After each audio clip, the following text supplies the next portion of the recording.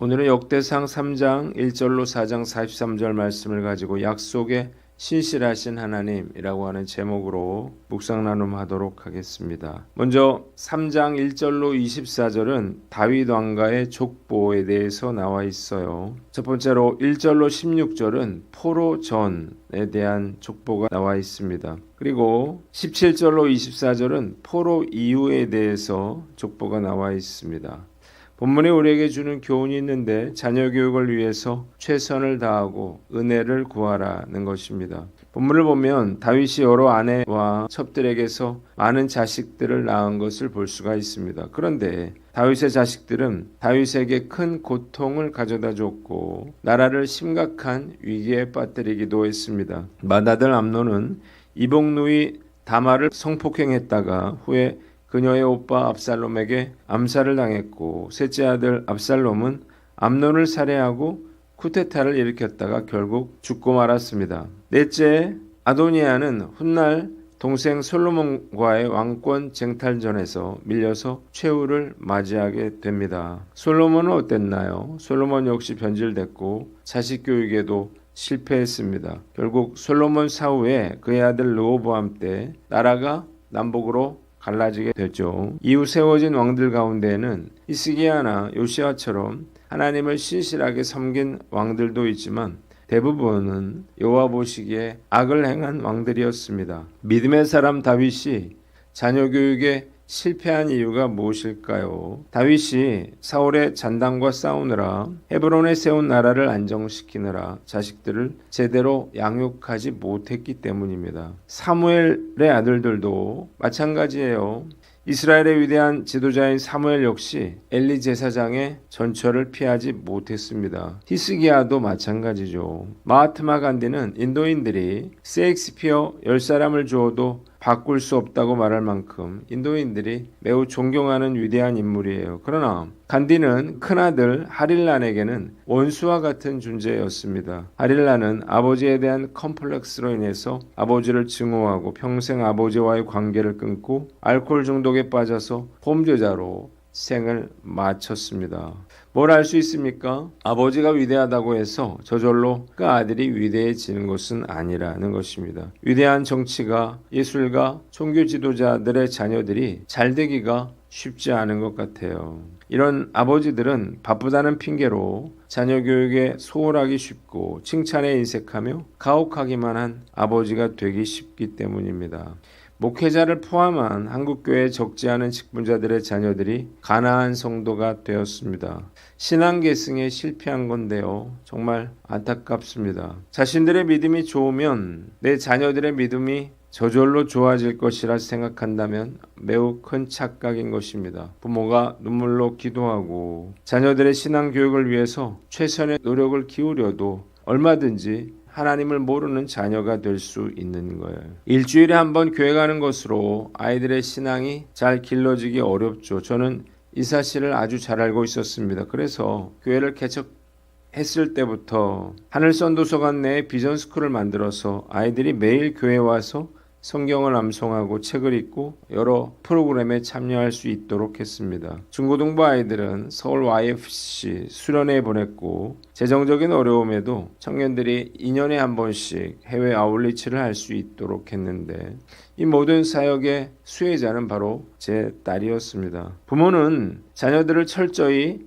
하나님의 말씀대로 양육해야 합니다. 말로 안 되고 깨닫지 못한다면 체벌을 해서라도 가르쳐야 하는 거예요. 또한 말씀과 기도와 같은 경건 훈련을 습관화하도록 도와주어야만 합니다. 자식이 많은 것이 복이 아니라 믿음의 자식이 있는 것이 복이라는 사실을 깨달으시기를 바랍니다. 또한 그 자식이 아무리 세상에서 잘 나간다 하더라도 믿음이 없다면 아무런 의미도 없습니다. 결국에는 다 무너지고 말 것이기 때문이에요. 그러나 자식 교육에는 무엇보다 하나님의 은혜가 필요하죠. 자식 교육은 은혜의 차원이기 때문이에요. 부모들은 한나처럼 올바른 신앙 교육을 할 뿐만 아니라 동시에 하나님의 은혜를 사모해야 하는 것입니다. 로마서 5장 20절에 죄가 더한 곳에 은혜가 더욱 넘쳤나니라고 했는데 자식 문제로 인해서 마음 아파하는 부모들에게 하나님께서 은혜를 더하시리라 믿습니다. 부모들이 자녀들을 위해서 울며 기도한다면 하나님께서 반드시 웃게 하실 때가 올 것이라고 저는 믿습니다. 오늘 난 어떤가? 스스로를 돌아보고 자만하지 않고 늘 엎드려 하나님의 은혜를 구하시기를 바랍니다. 이 은혜가 저와 여러분들에게 함께 하시기를 주님의 이름으로 축원합니다. 두 번째는 4장 1절로 43절 말씀인데 12지파의 족보가 나와 있습니다. 첫 번째는 1절로 10절까지 유다의 자손에 대해서 나와 있어요. 본문은 이미 2장 3절로 55절에 언급되어 있는 유다 지파의 족보에 소개되지 않은 또 다른 후손들의 이름을 소개하고 있습니다. 이 중에 야베스는 그가 하나님께 기도한 대로 축복을 받고 그의 형제들보다 존경을 받았다고 했습니다. 11절로 23절에 다른 족보가 나와 있어요. 그리고 세 번째로 24절로 43절에는 시몬 족보가 나와 있습니다. 시몬 지파는 유다 자손의 그늘에 가려서 흥왕하지 못했어요.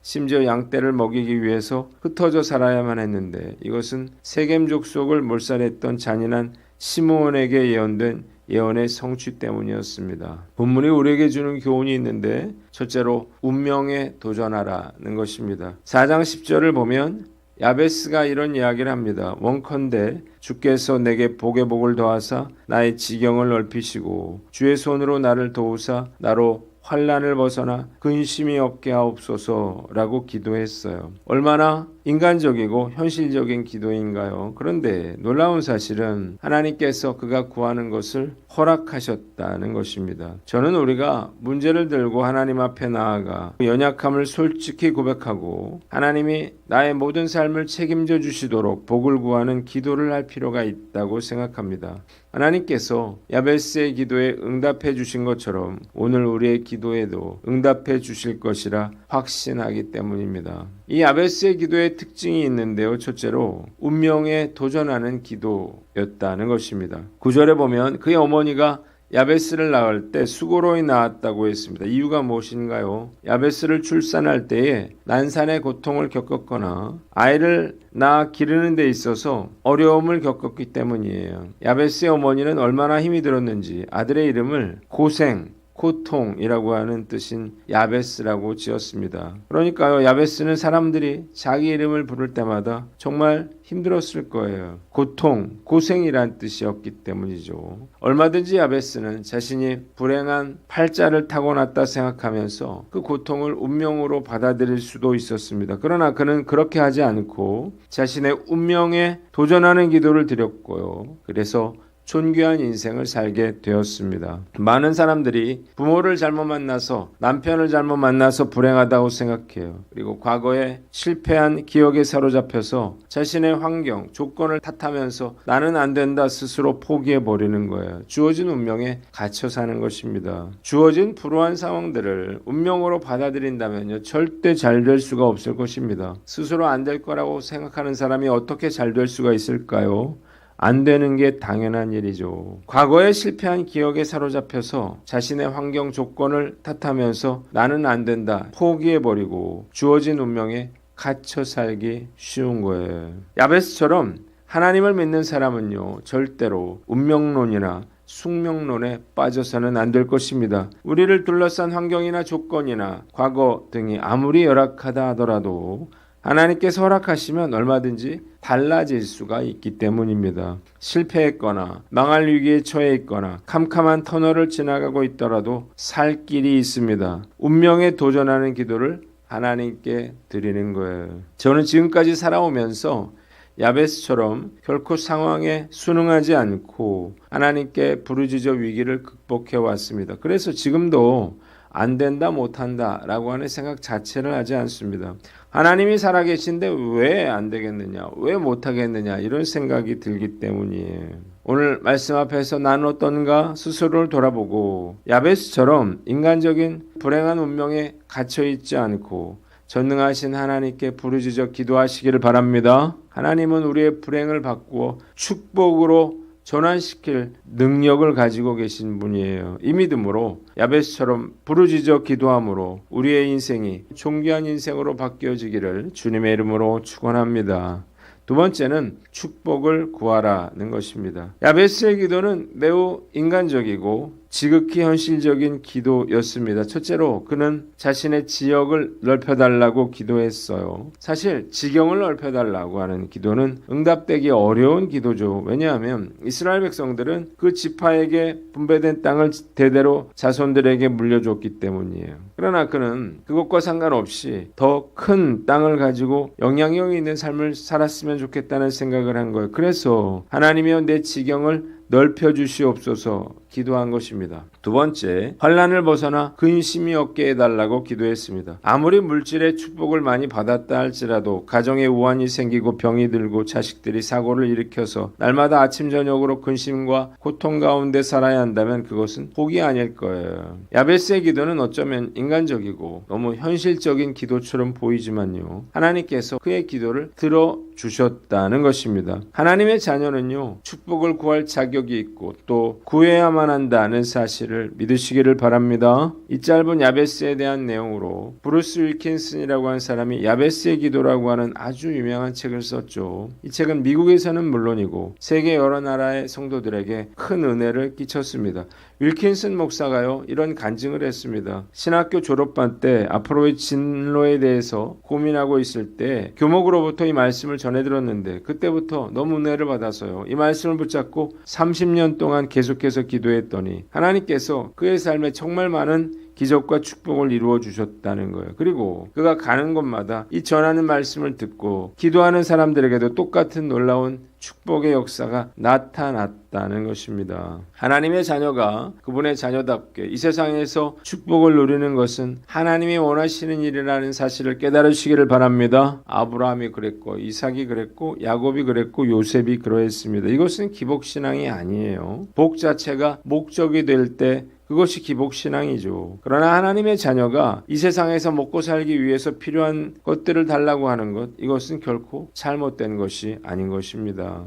우리 교회에는 힘든 가정들이 많은데요, 저는 이런 분들을 위해서 이렇게 기도하고 있습니다. 하나님, 이런 어려운 가정들을 주님께서 축복해 주세요. 물질의 복을 주시고 건강도 회복되게 해주세요. 이렇게 기도합니다. 하나님, 우리 아이들을 하나님의 인재로 사용해 주세요. 쓰임받게 해주세요. 축복해 주세요. 이런 기도를 하는데요, 이런 기도가 뭐가 잘못됐을까요? 어떻게 보면요, 우리가 구하지 않아서 하나님이 예비하신 축복을 누리지 못할 수도 있다는 사실을 알아야 합니다. 구하지 않기 때문에 얻지 못하는 거예요. 자비로우신 하나님께서요, 당신의 자녀들이 평생 고생만 하다가 천국에 들어오는 것을 원치 않으실 것입니다. 어떤 부모가 자식이 고생만 하기를 바라겠습니까? 인간적인 기도라고 해서 머뭇거릴 필요가 없습니다. 하나님의 마음에 합한 것이 아니면 하나님이 들어주시지 않을 거고요, 하나님께서 허락하시면요, 그 기도는 응답되는 거예요. 그래서 우리가 야베스처럼요, 솔직하게